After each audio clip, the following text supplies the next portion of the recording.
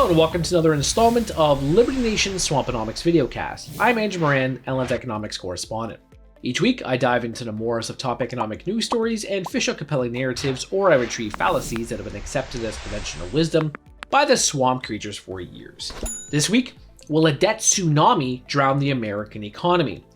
During the coronavirus pandemic, US consumers accumulated an estimated $2.7 trillion in savings.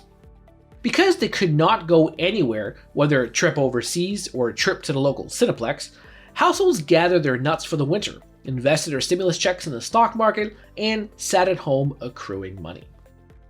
Now that the US economy has reopened, inflation is skyrocketing, and wage growth is being eaten alive by the soaring cost of living, consumers are exhausting these savings. This is evident in the latest Federal Reserve Consumer Credit Report for March, which showed that consumer credit soared more than $52.4 billion, doubling expectations and becoming the highest on record. The report found that student and auto loans rose by a modest pace, but the real frightening figure was a staggering $31.4 billion increase in credit card debt, the highest level recorded. Meanwhile, here are three other data points from the last month. Personal income rose 0.5%, personal spending rose 1.1%, and the personal savings rate has cratered from 33 to around 6%. It's clear that the post-pandemic economy will be debt-driven, and this is going to be one expensive debt binge.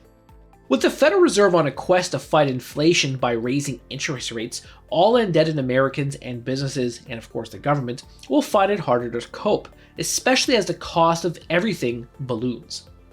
For example, WalletHub recently projected that the Federal Reserve's recent 50 basis point rate hike will add more than $3 billion a month in debt servicing payments on credit cards. Indeed, the US central bank raising rates will impact everything from auto loans to credit cards to lines of credit.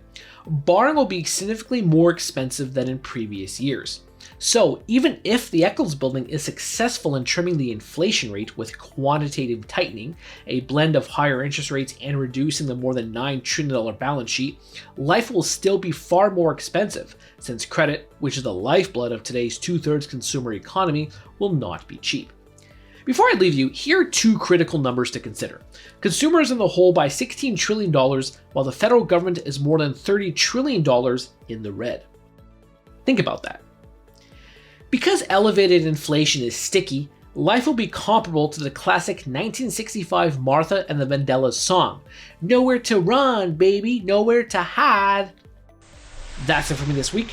Please read my full Swamponomics column on LibertyNation.com, where I discuss investment fund manager Cathie Wood's slump, the baby formula shortage, and Turkey's inflation crisis.